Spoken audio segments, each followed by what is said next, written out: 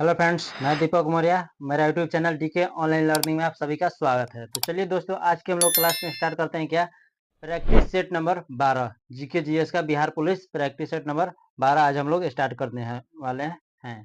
ठीक है। और अगर आप लोगों ने अभी तक चैनल को सब्सक्राइब नहीं किया है तो चैनल को सब्सक्राइब कर लें और बेल आइकन की घंटी को भी क्लिक कर लें ताकि हर वीडियो का नोटिफिकेशन आप तक सबसे पहले पहुंच सके और ज़्यादा से ज़्यादा अपने दोस्तों के पास और जितने भी ग्रुप मेंबर्स हैं सारे के पास शेयर करें। ठीक है। आशा करते हैं आप लोग अच्छे होंगे, मस्त होंगे, स्वस्थ होंगे और अपने पढ़ाई में अच्छे से लीन होंगे, अपनी तैयारी को बेहतर बना रहे होंगे। ठीक है। चलिए अपने क्लास को स्टार्ट करते हैं बिना टाइम को बर्बाद किए। देखिए क्वेश्चन नंबर 1 में देखिए क्या बोला गया। क्वेश्चन नंबर 1 में क्या बोला जाता है। क्वेश्चन नंबर देखिए 1 में बोला है कि डाक संशोधन, क्या बोला कि डाक संशोधन विधेयक में पॉकेट वीटो का प्रयोग किस राष्ट्रपति ने किया था। बताइए पॉकेट वीटो का प्रयोग किस राष्ट्रपति ने किया था। डाक संशोधन विधेयक में पॉकेट वीटो को किसने, ज्ञानी जैल सिंह ने किया था। कौन, ज्ञानी जैल सिंह ने। ऑप्शन नंबर बी बोला गया। ठीक है, ज्ञानी जैल सिंह ने किया था। ऑप्शन नंबर बी बोला, Giani Zail Singh, option number B. चलिए आते हैं क्वेश्चन नंबर नेक्स्ट पर। इससे पहले आपको एक और बात बताते हैं कि संविधान के अनुच्छेद 111 के अंतर्गत राष्ट्रपति को वीटो की शक्ति दी गई है। किस अनुच्छेद में दिया गया है, तो यानी कि राष्ट्रपति को वीटो की शक्ति दी गई है किस अनुच्छेद में है, तो अनुच्छेद 111 में दिया गया है ये बात। और पॉकेट वीटो का प्रयोग 1986 में, क्या बोला गया, 1986 में राष्ट्रपति ज्ञानी जैल सिंह द्वारा भारतीय डाक संशोधन विधेयक के संदर्भ में किया गया था। कब, 1986 में। ठीक है, 1986 में किया गया था। 1986 में किया गया था। चलिए आते हैं क्वेश्चन नंबर नेक्स्ट पर आते हैं। ठीक है, क्वेश्चन नंबर नेक्स्ट में क्वेश्चन नंबर दूसरा में बोला गया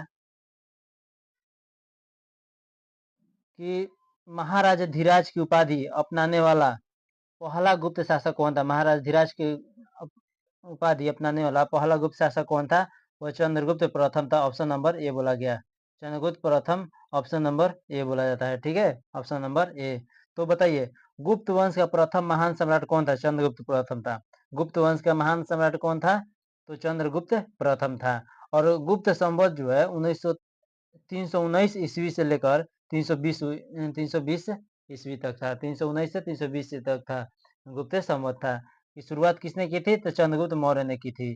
गुप्त संवत की शुरुआत किसने की थी, तो चंद्रगुप्त प्रथम ने किया था। ठीक है, चंद्रगुप्त प्रथम ने किया था।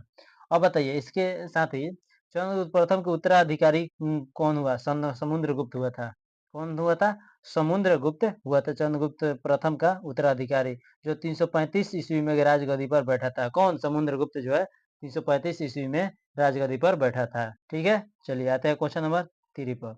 क्वेश्चन नंबर 3 में बोला गया कि नील दर्पण नामक पुस्तक किसने लिखी है। बताइए नील दर्पण नामक पुस्तक किसने लिखी है, तो बताइए नील दर्पण नामक पुस्तक किसने लिखी है, तो वह ऑप्शन नंबर के कौन सा हो जाएगा, यानी दीनबंधु मित्र बोला गया। ऑप्शन नंबर बी, दीनबंधु मित्र ने दीनबंधु मित्र ने क्या है, इस पुस्तक को लिखा है। ठीक है, दीनबंधु मित्र ने इस पुस्तक को लिखा है। अब बताते हैं कि नील दर्पण में नील किसानों की समस्याओं का सजीव चित्रण है। किस नील दर्पण में क्या था कि नील किसानों की समस्याओं का सजीव चित्रण किया गया है। ठीक है। अब इसके देखिए प्रेमचंद एक ऑप्शन है, तो प्रेमचंद के द्वारा लिखित उपन्यास कौन कौन से, पहला गोदान, दूसरा गबन, तीसरा कर्मभूमि, रंगभूमि आदि। ठीक है, तो गोदान, गबन, कर्मभूमि, रंगभूमि ये जो महत्वपूर्ण उपन्यास है किसके द्वारा, प्रेमचंद के लिखा के द्वारा। अब जिसके बाद जयशंकर, देखिए जयशंकर प्रसाद के द्वारा कुछ उपन्यास क्या है, लिखित पुस्तक है काम कामायनी, क्या बोला, कामायनी, आंसू, लहर। क्या है, कामायनी, आंसू, लहर। और उसके बाद शिवपूजन सहाय के द्वारा देखिए लिखित पुस्तक कौन सा है, शिवपूजन सहाय के द्वारा लिखित पुस्तक, तो देहाती दुनिया मतवाला माधुरी, देहाती दुनिया मतवाला माधुरी बोला गया, देहाती दुनिया मतवाला माधुरी, ये शिवपूजन सहाय के द्वारा लिखा गया पुस्तक है। ठीक है। अब बताइए नील दर्पण पुस्तक जो है इसका प्रकाशन कब हुआ था, तो 1860 में हुआ था। कब हुआ था, तो 1860 में इसका हुआ था। ठीक है, 1860 में हुआ था। चलिए क्वेश्चन नंबर 4 पर आते हैं। 4 नंबर क्वेश्चन देखते हैं कि निकोली कोटी, क्या बोला गया, निकोली कोंटी नामक इटालवी यात्री किसके शासनकाल में भारत आया था। किसके शासनकाल में भारत आया था? तो वो कौन सा देवराय प्रथम, कौन सा देवराय प्रथम के शासनकाल में वह भारत आया था? देवराय शासन के प्रथम का, देवराय के शासनकाल में भारत आया था। ठीक है, चलिए क्वेश्चन नंबर 5 पे आते हैं। क्वेश्चन नंबर 5 में देखिए, अवध के ब्रिटिश भारत साम्राज्य में मिलन के समय अवध के नवाब कौन थे? बताइए, अवध के नवाब कौन थे? तो अवध के नवाब कौन थे? तो इसका आंसर हो जाएगा कि वाजिद अली शाह। कौन सा? वाजिद अली शाह बोला गया। वाजिद अली शाह जो है इसके नवाब थे, वाजिद अली शाह। ठीक है, अब बताइए वाजिद अली शाह के अंतिम शासक अंतिम शासक थे। वाजिद अली शाह अवध के अंतिम शासक थे। वाजिद अली शाह जो है अवध के अंतिम शासक थे। ठीक है, चलिए अब आते हैं क्वेश्चन नंबर नेक्स्ट पे आते हैं। 6 नंबर क्वेश्चन देखिए। 6 नंबर बोला कि HYSIS नामक उपग्रह का प्रक्षेपण किस यान ने से किया गया था? किस यान से किया गया था? तो बताइए किस यान से किया गया था? तो वो PSLV C43 बोला, PSLV C43 के द्वारा किया गया था। ऑप्शन नंबर सी बोला गया। PSLV C43 के द्वारा किया गया था, ऑप्शन नंबर सी। ठीक है, अब बताइए यह इसरो द्वारा निर्मित उपग्रह कौन सा? ये जो उपग्रह है वो इसरो द्वारा क्या निर्मित उपग्रह है। ठीक है, HYSIS का पूरा नाम होता है कि देखिए हाइपर स्पेक्ट्रल इमेजिंग सैटेलाइट है। हाइपर हाइपर स्पेक्ट्रल, HY से हाइपर, HY से हाइपर हो गया, S से स्पेक्ट्रल, I से इमेजिंग और S से सैटेलाइट। ठीक है, तो ये इसका पूरा नाम हो गया। और PSLV PSLV C43 का C43 द्वारा HYSI का प्रक्षेपण कब किया गया था? तो 29 नवंबर 2018 को सतीश धवन स्पेस सेंटर से किया गया था। सतीश धवन स्पेस सेंटर से किया गया। कब? 29 नवंबर 2018 को किया गया था। ठीक है, चलिए जाते हैं क्वेश्चन नंबर 7 पर। क्वेश्चन नंबर 7 देखिए, बोला गया ऑस्ट्रेलियाई ओपन 2019 की महिला एकल विजेता कौन है? ऑस्ट्रेलियाई ओपन 2019 की महिला विजेता कौन है? वैसे तो ये करंट अफेयर्स का क्वेश्चन बन जाता है, लेकिन ये काम चल जाएगा जीके जीएस में भी, क्योंकि राष्ट्रीय 2019 डायरेक्ट बोल दिया है। ठीक है, तो देखिए इसको कौन सा है? Naomi Osaka, option number A बोला गया। नाओमी ओसाका बोला गया। ठीक है, कौन वो थे? तो ऑस्ट्रेलियाई ओपन 2019 की महिला एकल विजेता कौन थी? तो नाओमी ओसाका बोला गया। यहाँ पर थी होना चाहिए, यहाँ पर है दिखा है। ठीक है, तो यहाँ पर कौन सा हो जाएगा? नाओमी ओसाका बोला गया। Naomi Osaka. ठीक है, चलिए क्वेश्चन नंबर नेक्स्ट पे आते हैं। 8 नंबर क्वेश्चन देखिए। 8 नंबर क्वेश्चन बोला कि महाराज वीर विक्रम हवाई अड्डा किस शहर में स्थित है? महाराज विक्रम हवाई अड्डा किस शहर में स्थित है? तो इसका आंसर हो जाएगा ऑप्शन नंबर डी, अगरतला। कौन सा? अगरतला, ऑप्शन नंबर डी हो जाएगा। अगरतला बोला गया। ठीक है, अगरतला जो है इसका आंसर होगा। अब देखिए कुछ आपको हवाई अड्डे हैं और कुछ अवस्थित शहर हैं। तो आप इससे रिलेटेड आपको किताब में खोजकर या कहीं से भी आप लोग इसे जरूर याद कर लीजिएगा। कुछ प्रमुख जो है हवाई अड्डे और अवस्थित शहर जो है याद कर लीजिएगा। जैसे आपको बताते हैं एक दो। इंदिरा गांधी अंतर्राष्ट्रीय हवाई अड्डा कहाँ पर स्थित है? तो किस शहर में? तो नई दिल्ली बोला गया। कहाँ पर? नई दिल्ली में बोला गया। ठीक है, नई दिल्ली। अब बताए छत्रपति शिवाजी अंतर्राष्ट्रीय हवाई अड्डा कहाँ पर? मुंबई में है। क्योंकि छत्रपति जी शिवाजी मुंबई से थे, महाराष्ट्र से थे, तो यानी कि मुंबई में है। अब बाबा साहेब अम्बेडकर अंतर्राष्ट्रीय हवाई अड्डा तो नागपुर में है। सरदार वल्लभ भाई पटेल अंतर्राष्ट्रीय हवाई अड्डा तो अहमदाबाद में है।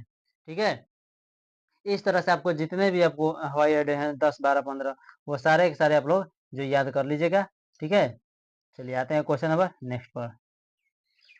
9 नंबर क्वेश्चन देखें। 9 नंबर में बोला गया कि बिहार का न्यूनतम जनसंख्या वाला जिला है। बताइए बिहार का न्यूनतम जनसंख्या वाला जिला है। तो न्यूनतम जनसंख्या वाला जिला कहाँ है? बिहार का न्यूनतम जनसंख्या वाला जिला क्या है? शेखपुरा, ऑप्शन नंबर ए बोला गया। Sheikhpura, option number A. Sheikhpura जो है ऑप्शन नंबर ए बोला जाता है। ठीक है, ऑप्शन नंबर ए बोला गया शेखपुरा। ठीक है, ऑप्शन नंबर ए बोला गया। शेखपुरा बोला ऑप्शन नंबर ए।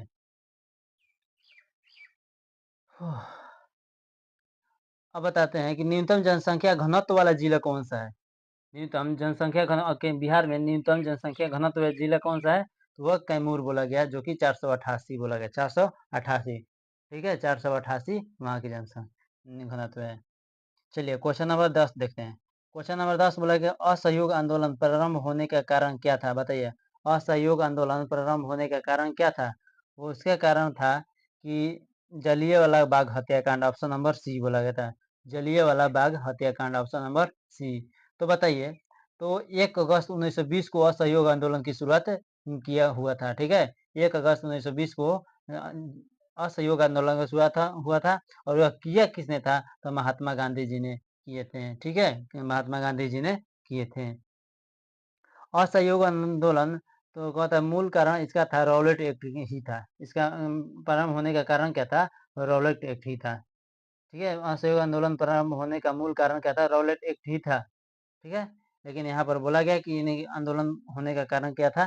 तो इसका जो कारण था, तत्कालिक कारण इसका इसमें पूछ रहा है, तो जलियांवाला बाग हत्याकांड। तत्कालिक कारण क्या है?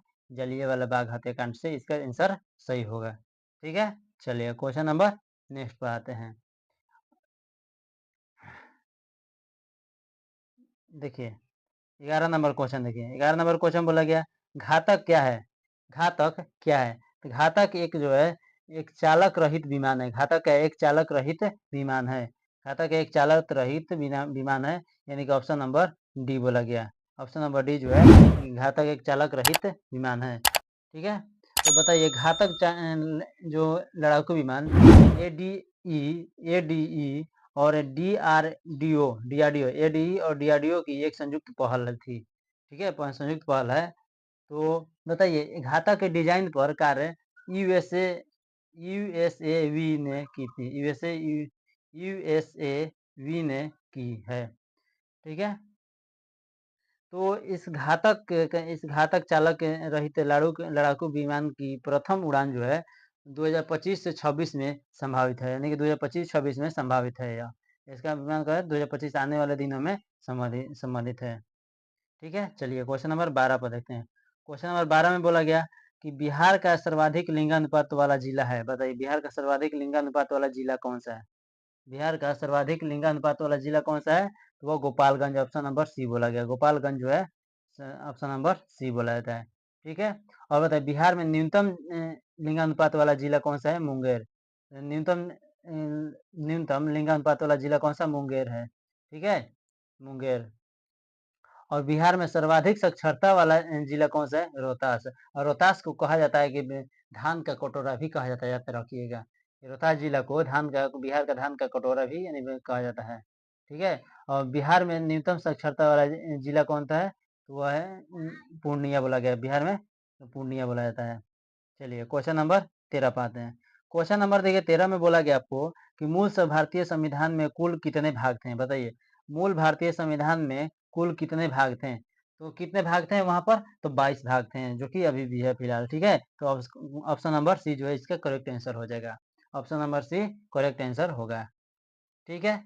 चलिए तो लेकिन यहाँ पर बोला गया अभी वर्तमान में कि मूल रूप से जो 1949 में था, तो संविधान में एक प्रस्तावना था। एक प्रस्तावना में बोला गया 395 अनुच्छेद और 22 भाग और 8 अनुसूचियां थी। कब? 1949 के समय, ठीक है? लेकिन वर्तमान में अब बोला गया कि एक प्रस्तावना में था कि 465 से अधिक अनुच्छेद हो गए हैं और जो 25 भाग हो गए हैं और 12 अनुसूचियां हैं, ठीक है? 12 अनुसूचियां हैं। तो वही बात बोला है कि 10वीं अनुसूची 1985 में जोड़ा गया क्या है कि जो दल बदल कानून से संबंधित है। क्या दल बदल कानून कब जोड़ा गया था? तो 10वीं अनुसूची में 1985 में जोड़ा गया था, ठीक है? चलिए क्वेश्चन नंबर नेक्स्ट पे आते हैं। अब एक और बात बता कि 9वीं अनुसूची में जो है 1951 में क्या जोड़ा गया था? भूमि सुधार से संबंधित बातें जो है, भूमि सुधार आंदोलन जो है उसमें जोड़ा गया था। कब? 1951 ईस्वी में जोड़ा गया था, जो कि चलिए क्वेश्चन नंबर अब 14 पे आते हैं। क्वेश्चन नंबर 14 में बोला गया कि मतदान, क्या बोला कि मत देने का अधिकार भारतीय संविधान के किस अनुच्छेद में आता है? बताइए मत देने का अधिकार भारतीय संविधान के किस अनुच्छेद में आता है? तो अनुच्छेद 326 में आता है। अनुच्छेद 326 ऑप्शन नंबर सी बोला गया, करेक्ट आंसर हो जाएगा। अनुच्छेद 326 करेक्ट आंसर हो जाएगा। अब देखिए यहाँ पर बोला कि अनुच्छेद 326 के अनुसार क्या बोलता है कि लोकसभा तथा विधानसभाओं में जो चुनाव होते हैं वो वयस्क मताधिकार पर होते हैं। किसके आधार पर? तो जो लोकसभा और विधानसभा में चुनाव होते हैं वो वयस्क मताधिकार के आधार पर होता है, ठीक है? अब इसमें एक बात आता है कि अनुच्छेद आता है अनुच्छेद 324 ऑप्शन में, ठीक है? तो अनुच्छेद 324 क्या बोलता है कि इसके आधार पर चुनाव के पर्यवेक्षण निर्देशन एवं नियंत्रण संबंधी समस्त जितने भी शक्तियाँ होंगे चुनाव आयोग के, तो वह किसके अधीन आते हैं? तो अनुच्छेद 324 के अधीन आ जाता है। उसके बाद एक और अनुच्छेद आता है अनुच्छेद 330। अनुच्छेद 330 आता है।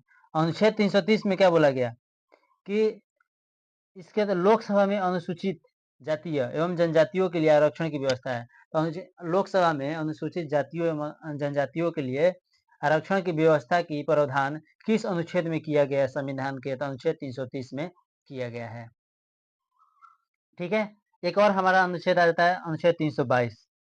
अनुच्छेद 322, तो बताइए अनुच्छेद 322 में क्या बोला गया कि संघ एवं राज्य लोक सेवा आयोग के व्यय यानी कि जो वेतन होते हैं व्यय, तो उससे जो खर्चे होते हैं व्यय नहीं खर्चे, तो इसके अंतर्गत आयोग के अध्यक्ष यानी सदस्यों और कर्मचारियों के वेतन एवं भत्ते से पेंशन संबंधित होते हैं। तो यानी कि जितने भी उसको पेंशन संबंधित होंगे, भत्ते होंगे, जो वेतन होंगे और जो खर्चे होंगे, वो लोकसभा के आयोग से, तो वो सारे बातें किस अनुच्छेद में बताया गया है? तो अनुच्छेद 322 में बताया गया है। ये सब बातें अनुच्छेद 322 में बताया गया है। ठीक है, चलिए अब आते हैं क्वेश्चन नंबर लास्ट पे। क्वेश्चन नंबर 15 देखिए बोला गया। क्वेश्चन नंबर 15 में बोला गया पूर्व पश्चिम गलियारा में पूर्वोत्तर भाग है। बताइए पूर्व पश्चिम गलियारा में पूर्वोत्तर भाग कौन सा है? तो वह सिलचर, ऑप्शन नंबर ए बोला गया। सिलचर जो है ऑप्शन नंबर ए बोला गया। ठीक है, तो चलिए आज की क्लास को इतना ही पेंड करते हैं। नेक्स्ट वीडियो में लेकर आते हैं आप लोग नेक्स्ट प्रैक्टिस सेट। तब तक आप बने रहें मेरे चैनल के साथ और जितने भी प्रैक्टिस सेट हुआ है उतने सारे प्रैक्टिस सेट आप लोग जरूर उसको पूरा कीजिए और ज़्यादा से ज़्यादा अपने जितने भी ग्रुप हैं सारे शेयर कीजिए। और जय हिंद जय भारत।